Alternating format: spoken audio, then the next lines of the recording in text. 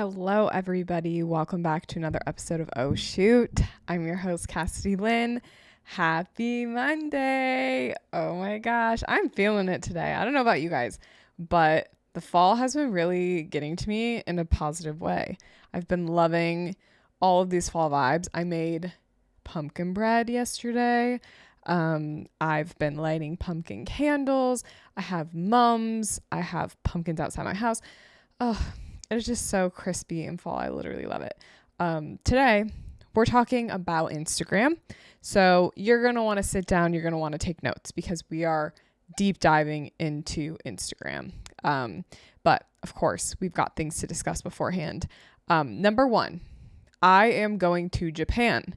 When this episode comes out, I actually will be, I think, on my flight to Japan. We're going to Tokyo, Kyoto, and Osaka. So I'm really excited. Never been to Asia, period. Charlie's been, but he's never been to Japan. I'm so excited. I've got some photo shoots planned, so that's going to be fun. Yeah, it's just going to be a ball of a time. So lots of new content coming for you guys. We've got some life updates, and then I've got some gear reviews for you too, and then we're going to get into our Instagram strategies. So first, I went to upstate New York this weekend. Long weekend. We went Thursday to Monday. We drove from Michigan, went through Canada. And in case you didn't know, it's kind of hard to get through Canada these days. We didn't know that. We have been taking that drive for like when we lived there for 5 years. We always took that drive home. And this time, both ways, the border was like over 2 hours of wait time. So, you know, what is supposed to be a 10-hour trip turns into a 12-hour trip. And it's just, yeah, it's a lot. So we actually just went to like visit friends. But while I was there, I brought with me my new camera that I'm testing out. It's like a little camcorder type of thing. It's called the Camp Snap 8. I've been seeing lots of ads for it. So I bought it and I was testing it out. And I'll give you guys that review in a minute.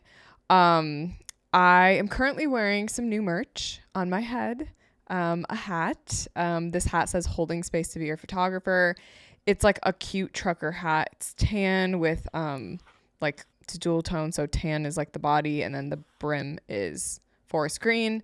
The lettering is embroidered forest green. It's really cute. I'm obsessed with it. It especially works with like the bob really well, not to like toot my own horn, but you know, the bob is bobbing. And while I was in upstate New York, Charlie's good friend David is who we stayed with. He's like a cinematographer, and he actually gave me the Canon Cine 8. It's like a Super 8, but it's like the cinematic one. And I'm actually going to try that. My Super 8, which is sitting next to me, if you're watching on YouTube, I use it as decoration now because it doesn't work. But I bought it as a prop. So here we go. The Cine 8 though, that I got does work. Is it Cine? I don't know. It'd be like cinematic. It's spelled like C-I-N-E. It looks like a Super 8, but not. It's got like rotating lenses. You can like switch your lenses, and it came with like filters and stuff. It's really cool. Okay. So I've got 2 tech reviews for you guys. Number 1, I got a brick. And if you're unfamiliar with brick, let me tell you about it. So, essentially, brick is a little device designed to lock you out of apps on your phone. So you might be wondering, okay, what's the difference between like using screen time on your phone? Because I know like there's the screen time setting on your phone where like if you hit too many hours on Instagram or too many minutes on Instagram, it'll lock you out. It's similar to that, but it's a physical device. So like you are constantly locked out of these apps until you go up to the device and like tap your phone to it, and then it unlocks it. And you can choose any app you want. It can be messages, it can be FaceTime, it could be Instagram, TikTok, Facebook, Pinterest, like literally anything you want to block yourself out of, you can do it. And me and Charlie have been using it. So for me, I've been using it for like kind of like a focus setting. When I'm like, okay, I want to like not be on Instagram like during this time, I'll like, it's on a refrigerator. So you go up, tap your phone to it. And I'm literally locked out of like Instagram, TikTok, whatever. And then you can actually share your, like how long you were bricked out. You can share that with people. So like Charlie will send me like, oh, today I was bricked out of my apps for like 12 hours or whatever. And I'm like, oh, cool. For Charlie, he uses it for like ESPN and random stuff that like when he goes to work on our investment property, he like will brick his phone. So then like he's not distracted when he's working there alone. He can just like get work done. So it's more of like a distraction tool. But I've been loving it. So like at night, like I will, let's say I'm like scrolling Instagram on the couch or whatever. When I go upstairs to go to bed, I will tap my phone and brick it. So then I can't like go on Instagram in my room and stuff. Just like little things like that. It's super helpful for productivity. If you're wanting to be like, okay, I need to lock in and reply to all my emails right now. I've got like 200 emails. Brick your phone so that you're not distracted by like random social media apps. I just feel like it's so helpful, and it's almost like a little game. Yeah, like I almost treat it like a competition of, oh, how long can I stay bricked out of whatever. It is slightly hard, I found, because I like bricked my phone before I left and I did a bunch of errands today. But then I had like downtime while I was like waiting for like Appa to get done being groomed. And I was like, oh, I could post something on Instagram. I've got like some videos I've made. But then I was like, oh my gosh, I bricked my phone. So I literally can't. So that's the only thing that like I was like, okay, that was slightly annoying. But overall, I've been loving it. And honestly, I did not realize how often when I'm just randomly doing things, like literally guys, walking down the stairs in my house, I'm walking downstairs and I go to click Instagram, but then obviously it doesn't open because I bricked my phone. And I was like, why am I clicking Instagram just on the walk down the stairs? Like I didn't realize how often I just clicked apps by habit. So that was very eye-opening and slightly alarming for me to see. So if you guys are interested, this is not sponsored at all, like check out Brick. It's really a cool concept. Yeah, and I just feel like it helps me focus or just like do things besides be on social media. Obviously we need social media for our jobs, and literally this episode is about social media, but this is a good like way to handle social media if you struggle with constantly clicking on different apps and getting distracted. I know for me, like I will go to post a TikTok and then 30 minutes later, I'm like, how did I get here? Like I've been scrolling, like I've been watching videos. Like all I was here to do was post one video. And now all of a sudden I'm like reading conspiracy theories about the moon landing. Like how did that happen? You know?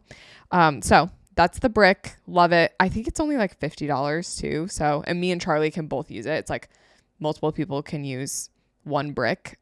So yeah, it's nice. Okay. So I also want to give you guys my review of the Camp Snap 8. I should have grabbed it and brought it in this room, but I didn't. It basically is it's a digital camera made to look like a Super 8. Okay. But it's all digital, but it has those like old timey nostalgic things that a Super 8 camera would have. Okay. So, the camera itself is very cute. Like it looks, like I said, like a Super 8. It's vintage looking. All the little dials on it have a purpose. So there's a dial for aspect ratio. You can switch between, like there's 5 different aspect ratios. It's really great. You can do square. You can do like 9:16. You can do 16:9. You can do 3:4. You can do 4:3. So it's actually very nice that you can switch between these aspect ratios, because I know sometimes I'm filming for my vlog. Sometimes I'm filming for my Instagram story. So it's nice that that aspect is there. There's also a dial for filters. So there's like a traditional analog filter in there, which is supposed to be like the most Super 8 stimulating, or like it's supposed to look the most like Super 8. And then there's like a black and white filter. There's like a couple other color filters on there. There's a dial for zoom. So there's like zoom button, zoom in and out. And then there's like these like little meters, and they look like old school meters for your battery and then for your SD card remainder, which I thought was interesting. So this is all sounding great, right? There's a digital viewfinder. You can see what you're filming. You have to like hold the trigger in order to record. So when you let go of the trigger, the recording stops. So that's like a little annoying. Like if you wanted to like set it up to take a video of yourself, you couldn't do it. But let me tell you something. So this camera charges via USB-C cable, which is nice. Right on the outside, you just plug it right in. However, I mentioned an SD card, right? This camera requires for you to take off the entire like handle in order to access the SD card. And in order to take the handle off, you have to do these tiny itty bitty screws as if you were a mechanic or a surgeon. Like actually the world's smallest screws. It doesn't come with a screwdriver. So hopefully you've got a tiny driver just laying in your house. And that's how you access the SD card, which kind of is like, okay, you're making this digital, but you're making it so hard for me to access my SD card. Like, what's the point? Now, you can access your footage by plugging the camera directly via USB-C into your laptop. So you can USB-C from this device, like the camera, to your phone or your laptop or whatever. But eventually you're going to have to format that card if you fill up on storage, and you got to take the SD card out, or you just have to pick a random SD card that you are okay sacrificing to the camera and never taking it out. So that was very annoying. I did not like that. Also, I feel like the end result videos of using this camera, they don't really look like Super 8. I'm going to say it. It looks like a camcorder. It looks like an old school camcorder is the vibe. Like, none of it was giving Super 8, in my opinion. Like, at that point, I'd rather just buy one of those old school, like, handheld camcorders because they're smaller. So that was the other thing. I was like, okay, this is, like, if it looked more like a Super 8, I would be like, yo, this product is fire. Like, the SD card thing's annoying, but, like, the end result is cool. The end videos, I was kind of like, okay, that's kind of it. Like, I don't feel like this is anything I'm going to be going crazy about. So my review, I would give it 2.5 out of 5 stars. I would say you don't need it. I'm not going to use it professionally. The only reason I would use it is because I already bought it at this point. So I'm trying to like figure out ways to use it. So there you have it. It's not like manual camera settings or anything. It's all automatic. I don't know. So there's my review of the Camp Snap 8. It is, in my opinion, I don't think it's worth the money, but if you want to give it a whirl, go for it. Okay. Enough chitter chatter. Let's get into our Instagram episode. One of the hardest parts of running a photography business isn't the shoots themselves. It's everything else that comes with it. If you've ever tried to hire an assistant, a second shooter, or even someone to help with editing, you know how time consuming it can be. Waiting for the right candidates, sorting through applications, chasing down people who aren't reliable or don't reply, it is a lot to handle. That's why I'm glad that there's ZipRecruiter. Their latest tools and features make hiring so much faster and easier, which frees you up to do what you actually love, which is shooting, creating, and working with clients. And right now, you can try it for free at ziprecruiter.com/work. With ZipRecruiter, you can quickly find and connect with qualified candidates in minutes. See someone that you really want to talk to? You can unlock their contact info instantly. And with over 320,000 new resumes added every month, the chances of finding your perfect hire are better than ever. No wonder ZipRecruiter is the #1 rated hiring site on G2. Head to ziprecruiter.com/work and see for yourself. Honestly, just like having the right gear makes all the difference on a shoot, having the right person on your team makes your whole business run a whole lot smoother.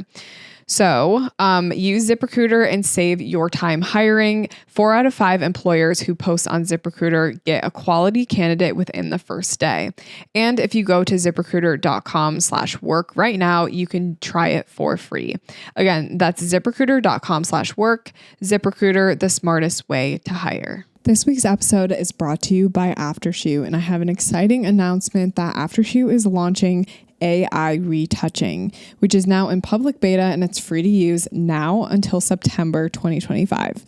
So this adds a powerful finishing layer to the Aftershoot workflow. Now photographers can cull, edit, and retouch all in one tool without extra costs or the need for additional software. So a few key features with their AI retouching. It has skin smoothing for the face and body, which preserves natural texture, blemish and acne removal, flyaway hair cleanup, glasses glare removal, and it's built right into Aftershoot's existing workflow. So I'm super excited to partner with Aftershoot for this podcast. Specifically, the retouching tool is really awesome. Basically, what it does is you're able to import your edited JPEGs into Aftershoot, and there's like these little sliders for flyaways and face brightening and eye brightening and all the things. And it does such a good job. It's very, very fast, and something that would take me like a really, really long time in Lightroom, it does in seconds in Aftershoot. So their retouching tool is now available. And like I said, it is free until September. So go give it a try. The link to sign up for Aftershoot is in the description of this episode, and use Cassidy for a percentage off. All right, back to the show.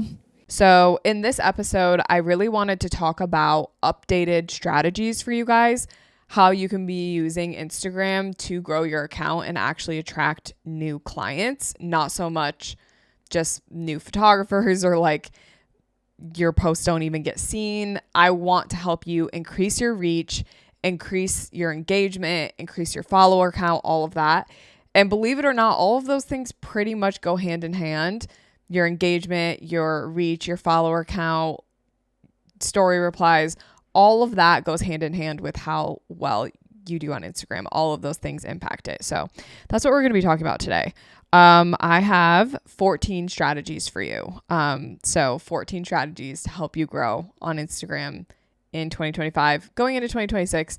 I do want to say, I feel like Instagram is always changing and it's hard to keep up with everything. So remember, these are strategies for now, but they're not always going to be strategies that work well in the future. And not every strategy I have here is going to work great for everyone.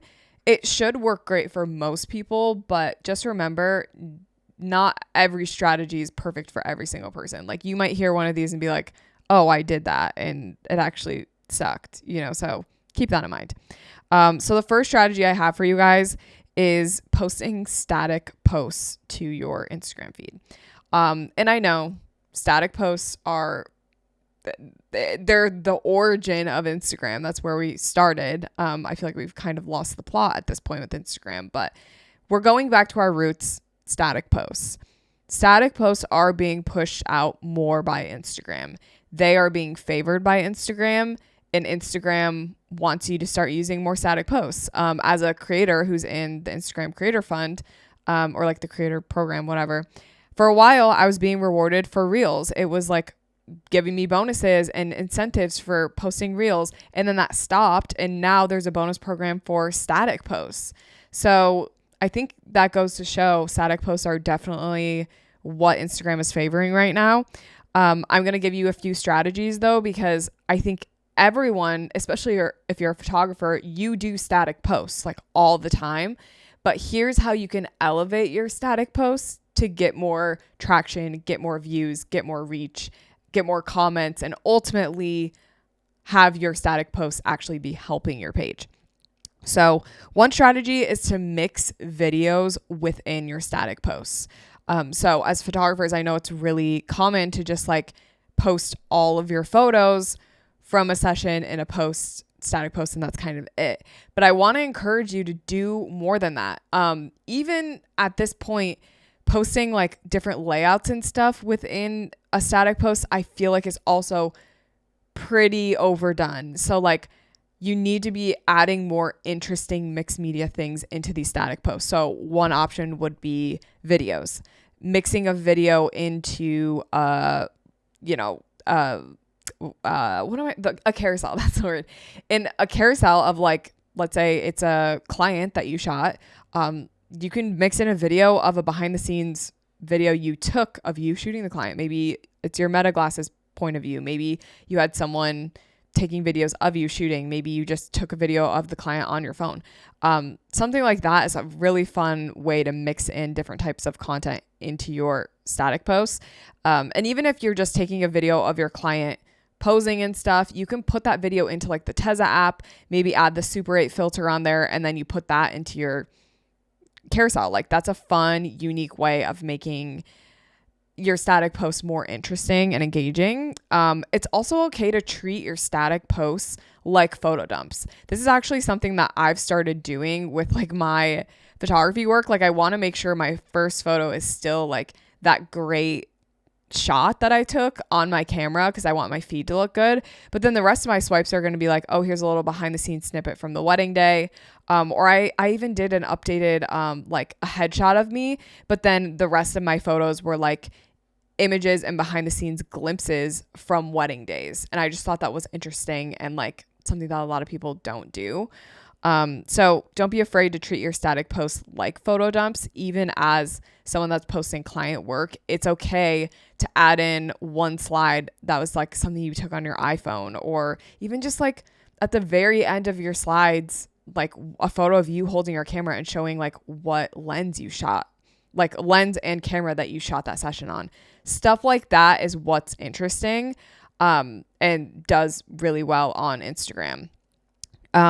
So a trick would be to pair your static post with like a compelling hook. So for example, you have on-screen text that says, which version do you like better, like 1 or 2? Or maybe that's what's in the caption is, which version of this photo do you like better, 1 or 2? And the first one's like the image you wanted to post, and the second one is like black and white or whatever. Or the second one is like a different angle, like a wide angle or whatever. And then you prompt like comment below what you think. That right there, number one, it's going to keep people on your post. So they're looking, they're sliding, they're pausing. That's all great things for the algorithm. Then they're commenting. That's another great indication that your post is interesting and that it should be pushed to more people. Also, in your carousel, using your first image to capture attention. Whatever that attention is, whatever that the strategy is that you have, whether it's on-screen text, maybe it's like a really amazing photo, maybe it's a grid of 4, maybe it's a photo of you. There's lots of ways you can capture attention with that first slide. And little bonus, add text to your static posts. Some of my favorite posts are like, here's what I did this week, and it's like cute text with like little drawings, and then you swipe and it's like a cute photo that like says, today I went and got matcha, and there's like cute little doodles, and then you go to the next one. Like that is so fun. I literally love posts like that. So take note of that. Okay. Those are things that are making our static posts more interesting and helping us get more engagement. Okay. Number 2, Instagram stories. Instagram stories have always been around, but the strategy for Instagram stories is constantly changing. I feel like I'm talking really, really fast right now. I just had this moment where I was like, I am talking 400 miles an hour. I'm so sorry. I'll slow it down a little bit for you guys because this is a photography podcast. This isn't an Instagram reel. I can talk at whatever speed I want to. So let me slow it down. Instagram stories. Okay. There's a very interesting new strategy or algorithm change for Instagram stories, and it's completion rate. So completion rate is super duper important for your Instagram stories in order to get views and get engagement on your stories. So completion rate basically means someone is viewing your story all the way to the end, not just your first slide, but they're tapping all the way through all of your slides. If your stories drop in views, it signals to Instagram that there's a lower interest rate in your stories, therefore pushing it to less people. So design your stories with that in mind. Create a series, create something that's interesting so people tap through and go through them. Even like mini narratives too. Like your first slide is, hey guys, here's what I'm doing today as a photographer. And then you're going through each step of your day. That's interesting. That makes people want to stop and read. Whereas if your story's like, here's a selfie, here's a repost of my reel, here's my breakfast, like it's a little all over the place. It's confusing. And I don't know who needs to hear this, but stop reposting your reels on your Instagram story. Literally stop doing it. It's not interesting. You're not getting good views for it. You're tanking your engagement on your Instagram story. Instead, create original content for your stories. Okay. Your Instagram stories are a whole different ball game. It's a completely different strategy than posting reels and posting to your feed. Instagram stories are where you make a connection to your audience. When someone goes to follow you, an Instagram story is what's going to let them in on your everyday life, right? An Instagram story is quite literally your day to day. It's your quick random thoughts. It's where you experiment with fun new content. It's where you show you as a person and you as a business owner and all the different hats that you wear. It's where you show your personality. Okay. Stop tanking that by reposting a reel to your story that they probably already saw on their feed. Stop doing it. Okay. Stop doing it. I'm being so serious right now. I know you are like, oh, well, I don't have anything else to post to my story today, so I'm just going to do it. Stop. I don't even know if there is like actual fact behind that. Like, I don't have any factual evidence behind like, stop posting them to your story. It's just something that I, as a user, have found so annoying. Like, if I see that someone reposts their reel to their story, I have never swiped past quicker. Like, all of their stories. I don't care if they've got 10 stories up, I'm swiping past. That's actually something, sorry, Queen Hailey Bieber. That's something that I think Hailey Bieber is not great at. She reposts like everything to her story that Rode tags her in. And it makes me not want to watch her stories because I'm like, Hailey, I already saw this on Rode's account. Like, stop posting it to your account too.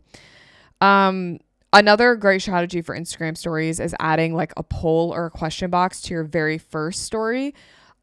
This is kind of a strategy that I've had for a while now, but it just shows Instagram that you're interesting and that your Instagram stories are engaging and people are interested in them by having people interact and stay a long time on your story.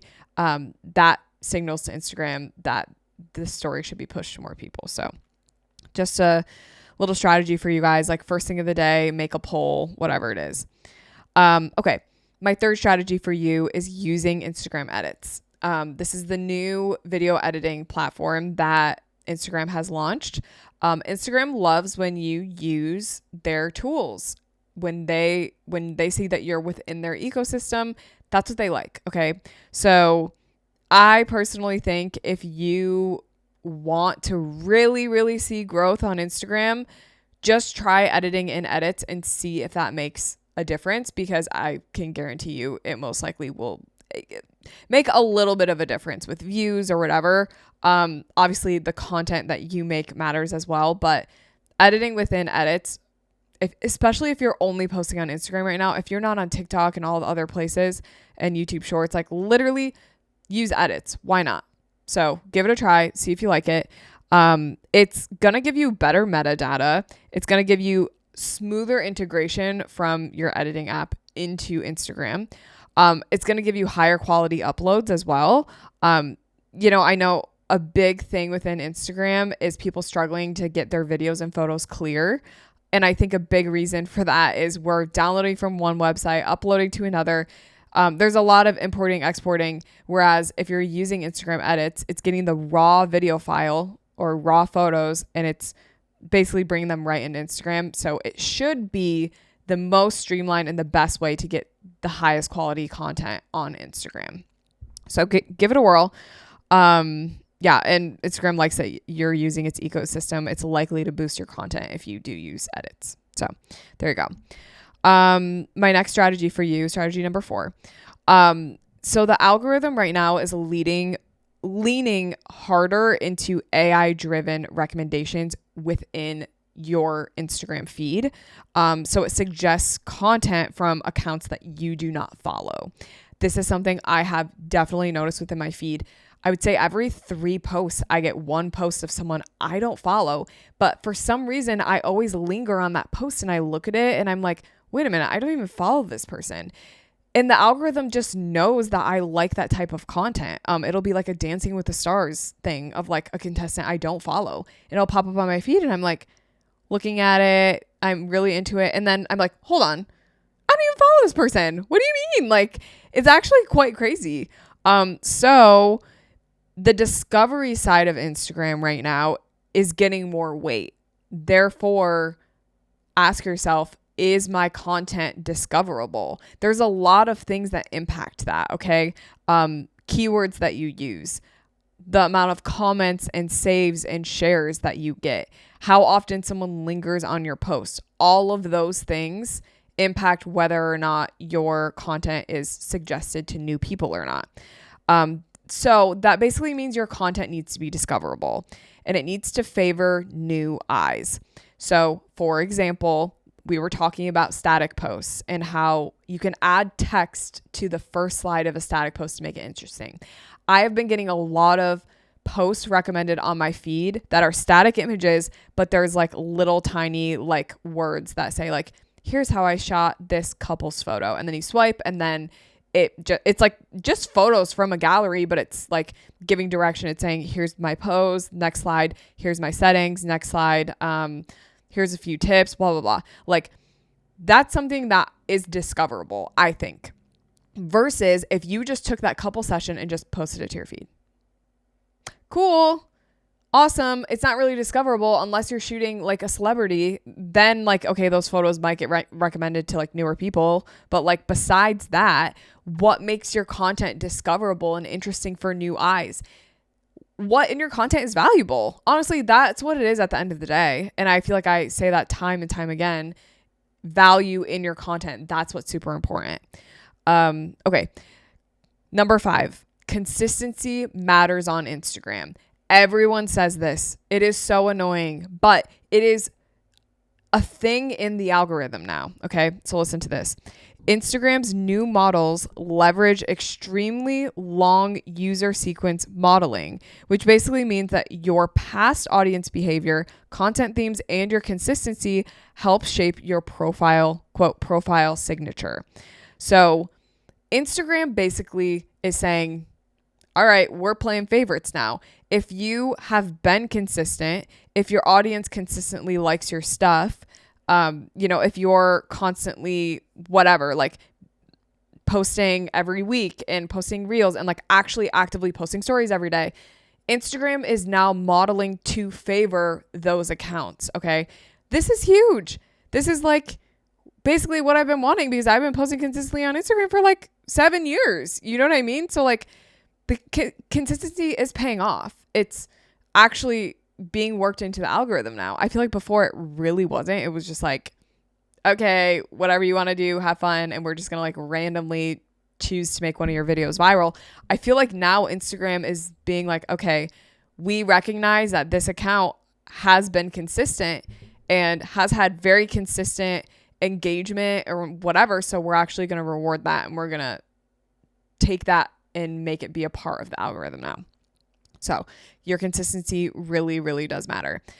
Number 6, originality over repurposed content. So right now on Instagram, there's a lot less tolerance for unmodified posts, which I feel like I've kind of known this, but I haven't really cared that much. But now it's something I'm really starting to implement. If you are someone that does post Instagram, TikTok, YouTube Shorts, Pinterest, all the places, you need to be modifying those posts slightly when you drop them into a specific like app for Instagram, for TikTok. You should be modifying it slightly. That might mean maybe you just edit a video in CapCut or edits or whatever. Not me saying CapCut after I told you guys to use edits. Let's say you edit a video in CapCut and then you drop the video in Instagram and you pick an audio that's specific to Instagram. And then when you go to TikTok, you pick a different audio for TikTok.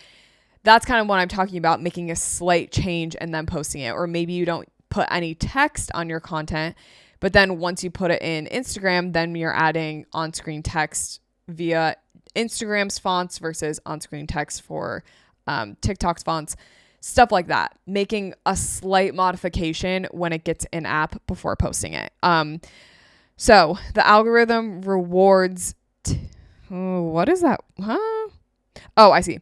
The algorithm reward tilts more towards heavily. Oh my gosh, I'm so sorry. I'm not reading my sentence correctly. The algorithm reward okay. So the algorithm reward tilts more heavily towards true originality versus just like downloading a video from TikTok and just posting it over on Instagram. If you do need to reuse your content, do a partial re-edit. So I'm talking if you're reusing videos that you posted in 2023, do a partial re-edit, change the metadata a little bit, like get the video to look a little bit different or do something different. Because if you're just downloading from Instagram and reposting Instagram knows. Okay. So there's that. Strategy number 7, the share and the message button are amplified signals that your content is interesting to Instagram. So basically, likes and comments are not as important anymore as the share and the message button and the save button. It's going to signal to Instagram, if you're sharing this video, that's interesting content, right? That means Instagram's going to push it to more people. It's taking those buttons and using them as signals of like, oh, this is an interesting video. It's got a lot of shares. It's got a lot of saves. So the algorithm's going to keep pushing it. So basically, you are going to want to encourage sharing, even like sticker replies and polls and stuff too. Those are all things that tell Instagram that your post is interesting. It's not just likes and comments. Trial reels. This is also something that Instagram has reeled out. This is strategy number 8. Using trial reels to try different hooks and different strategies. So using this as like a soft launch for your content is a great idea. If you're wondering if you're like feeling on the edge of a video, or you're like, I don't really know if I really want to post this, post it on trial reels. Give it a whirl. Instagram loves when you use their new tools and when you're messing around with them. I actually saw a video in my feed, like in my reels page, and the video literally said, this is a trial reel. I have a lot of interesting content on my page. Go check it out. Had like 40,000 likes. I'm like, what in the world? Like, that's crazy. And literally being like, hey guys, this is a trial reel. None of you follow me. Go follow me. Okay, cool. Great idea. You know what? I'm going to go film that actually when we hang up, when we're finished with this. I'm going to go film that and I'll keep you guys updated how it goes. So trial reels, you can also test your hooks, the order of your video, the pacing of your video, and the visual style of your video before exposing your whole audience to the video. I mean, trial reels are kind of genius. Like, we care a lot about what our audience thinks of us. We don't want to lose trust with anyone. So why not try a video out, see how it does, and then if it's like, okay, I think this video, it's doing pretty well, I want to push it to my audience, then you can push it to your audience. It's kind of genius, guys. It's like A/B testing. It's really smart for if you're trying to hone in on what type of content does well on my platform and to my audience. This is the best way to do it, is trial reels. Honestly, I think it'd be great for people listening to create a trial reels strategy, like a whole content plan for, let's say, a week of trial reels, trying different hooks, different on-screen texts, different styles of videos, filming in different places, like all of that. Like, try filming on your camera, try filming on your iPhone, try filming in your living room versus in your office versus in your bedroom. Like, try filming in all the different places, try all the different things, whatever works, use it. Okay. Like, we don't have to just be guessing anymore. Okay. We can test out our content and see what works. Does it take time? Yes. But the time that you invest into making your content good is 100% going to be worth it, instead of just blindly posting and hoping it does well for like 3 months. That's not ideal. Number 9, another Instagram strategy that is working right now is dwell time on your content. Instagram is clocking how long do people sit on posts and zoom in, pause, go back, and how fast do people scroll past it too. So the algorithm is becoming more sensitive, not to just actions like likes and comments, but it's becoming more sensitive to pause time. So when viewers pause, scroll past, linger, zoom, or hover on a post, that is what Instagram is noting. And that's what indicates to Instagram that your post is interesting and should be pushed to more people. Therefore, are you making content that is dwell worthy? Is your content interesting enough to hover? Are you posting stuff that makes someone want to do a double take and go back? Really think about that stuff. Like, we're talking like a double exposure is something that would make me dwell on a photo because there's so much to take in. There's so much to look at. Okay. So that means posting things that invite like a second look too. I don't even know, like maybe you are, I mean, this was an example I gave earlier, but posting like, I can't ever think of the word, a carousel post. Posting a carousel post that's like, here's how I took this photo, and then you swipe and you give all your camera settings. Oh, there's a reason to dwell on that photo. I was going to say reason. That's a reason to dwell on the post right there, is if you put all your camera settings. Or a reason to dwell is if you're putting on-screen text of like, here's the pose that I use. Very interesting. You can also be like, hey, can you spot the area that I removed a trash can in this photo? Okay, well, that makes people want to stop and zoom and look. Okay, these are the things. It's not hard, guys. Think about how can we get people to scroll or not scroll. How can we get people to stay and zoom in? How can we get people to linger on my posts? Okay, that's going to be the strategy. So strategy number 10 for Instagram, plan for evergreen content, but also plan for time limited content. So the difference between the two, evergreen content for a photographer is going to look like tips, tutorials, case studies, basic how-tos, things that are not based on trends, or time sensitive content. So a lot of the times if you're posting something that is original audio, that's a great example of evergreen content. If it's original audio and it's something that you're talking about that isn't time sensitive. Okay. So like, for example, me posting about Selena Gomez's wedding photos, that is a time sensitive type of content. Okay. Eventually, like, you know, in a month, people aren't going to care about her wedding photos. So it's very time sensitive versus posting, here's how I take photos on a film camera. That is evergreen content. Okay. That is content that is going to be interesting and people are going to want to know that for a long time. Okay. So basically, evergreen content can be repackaged and reposted later because it has lasting value. So what in your content actually has lasting value? You can post something that's valuable, like talking about Selena Gomez's wedding photos. That's valuable, sure. But is it lasting value? No, not really, to be honest. It's kind of just like a current trending thing. So things that are limited time content or time limited content. This is going to be like launches. This is going to be like behind the scenes of a new shoot or being like, oh, this is something new that I just did. Seasonal events. The key with those, it's not wrong to do those. Like people do them all the time with launches or whatever. The key is to build the urgency in real time interest. That's the key to making those things successful. Because if you're posting about a new launch, let's say you're launching, let's say I'm launching my merch line. My merch line.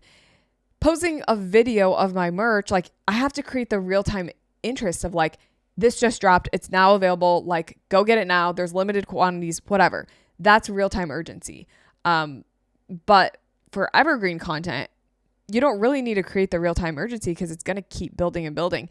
I cannot tell you how many of my tutorials on my Instagram page still get views and comments that I posted 2 years ago. Like content that is old is still getting views and is still getting engagement because it's evergreen content. Okay.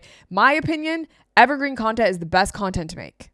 It is because it is able to be repurposed all over. If you're going to make something that's time limited, really think about how much time you're putting into that, because you should not be pouring a bunch of time and energy into these time limited reels and posts that like, they're not going to serve you in the long run. Okay.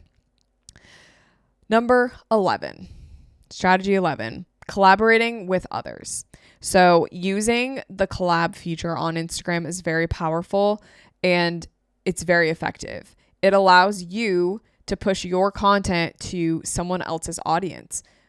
It allows you to show let's say your work to a new audience. I personally think it's a great idea to collab with your clients because what you're doing is you're pushing your work and showing your work to all of their close friends and family and all that. Genius. Hello. That's what we want. We want to be shown to the friends, the family of our clients, because they're going to be more likely, those people are more likely to book with us. Those are warm, if not hot leads. Okay. It works for photographers as well. Like if you're collabing with, I don't know, like sometimes I'll do collab posts with like some of my photographer friends. That's a great way to kind of like share audiences, right? And make their audience aware of you and your page as well. So make sure when you partner through collabs and whatever that your audience is aligned though. Like make sure it's something that benefits you when you're collabing. And make sure they're like complementary creators or clients or whatever. So collab. It's definitely a good strategy for 2025 and 2026 because the collab feature is relatively new as well. I think it's super effective. I see it all the time. Like I'll see celebrities collabing with Vogue magazine or whatever, and it's genius. Like Vogue will get all these new viewers and whatever. And like, yeah, it's awesome. I love it. Strategy number 12 is prioritizing community and DMs. So Instagram is trending towards communities and semi-private interaction rather than just public broadcasting. So rather than just publicly posting on your feed, your reels, your stories, Instagram cares about the communities and the conversations that you're having on their app as well. That's something that Facebook does really, really well, are like their Facebook groups. Okay. So I think Instagram is trying to like adapt that in a way. There's broadcast channels. There's like the subscription, the memberships on Instagram. Even like creating like a close friends list that helps a lot with your, with just like helping with the algorithm, making the algorithm like you a little bit better. So make sure that you respond super swiftly to DMs like every single day. You're responding to comments too. Like make sure that you are having those interactions because those interactions are going to signal relationship strength to Instagram's algorithm, which is super important. There's tons of different ways that you can do this. A very simple way is just by replying to stories, being in people's DMs, talking to people, commenting on people's things. Even if you comment on people's work, like that's a great way to build community. If you've got group chats on Instagram, all of that is an Instagram strategy. And it's just a part of like the overarching overall Instagram strategy of Instagram likes when you use their app. They like when you are doing more than just posting and leaving, posting and ghosting. Instagram likes when you're interacting with people, when you're active on the app. Now, obviously, being addicted to Instagram is also not good, which is why I mentioned Brick earlier. But something as simple as replying to DMs, I know it's like, bro, like that's the weirdest strategy ever. Like there's no way that works, but it does help. Okay. Instagram likes when you like Instagram. Okay. We've got 2 more strategies to go. Number 13, maintaining a mix of content variety in your feed. So you're doing Instagram stories, you're doing reels, maintaining a mix of content variety, not just within your feed, but all over your platform. So stories, reels, images, broadcast channels, all the things. You're doing a mix of all of it. You're not just posting static images. You're not just posting stories. And then when you do a mix of content, let's say you do 2 weeks of a mix of a bunch of different types of content, like content pillars, you're figuring out, okay, I'm going to look at my content pillars, make a bunch of content for 2 weeks, do a bi-weekly audit. Okay. And ask yourself, which of my posts, stories, reels got the most reach, most engagement, most saves, and most shares. Genuinely do an audit, write those things down, and then be like, okay, based on that here's how I'm going to move forward with the next 2 weeks. And you're going to keep refining your content like that, guys. You have to refine your content and do a content variety to figure things out. If you keep doing the same thing over and over again and it's not working, you got to stop and you got to figure something else out. Okay.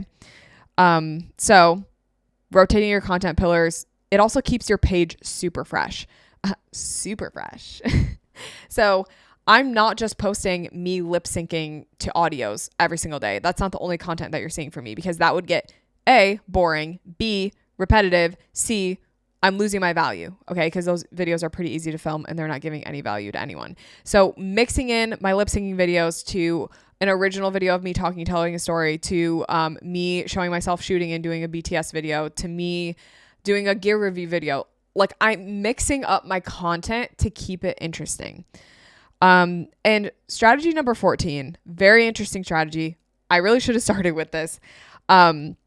Treat Instagram and Instagram content as SEO search friendly assets. Okay. Social media is becoming more and more like a search engine. TikTok is really becoming a search engine, but I think Instagram is not far off. Because Instagram is functioning as a search engine, you need to be using things like keywords, and you need to be using them in your username, your bio, your captions, your alt text, your on-screen text, all of that. Okay.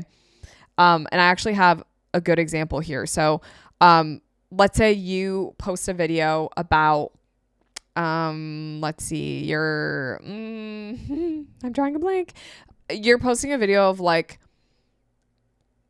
how to pose an awkward couple. Okay.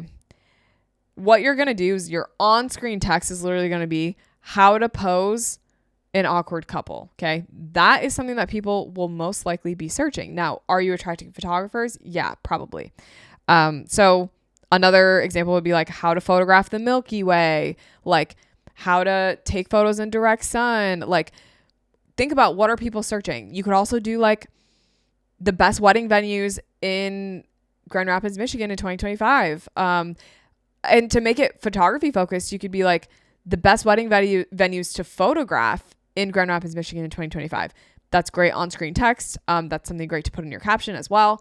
Yeah, like all of that, guys, super, super great content, SEO friendly, makes things searchable.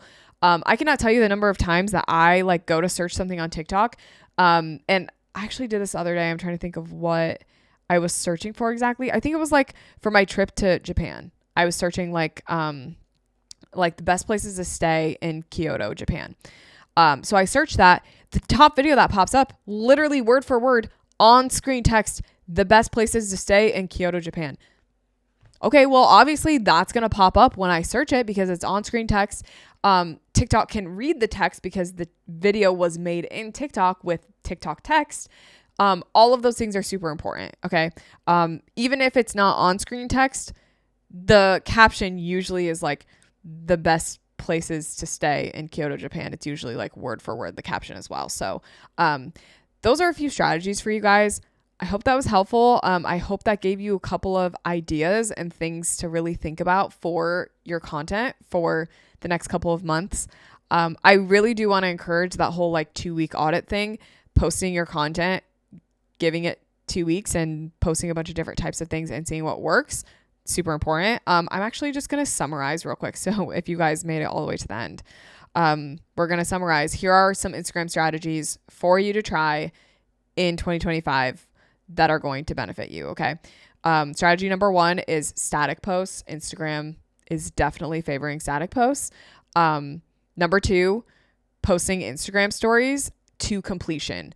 The completion rate is really important for Instagram stories.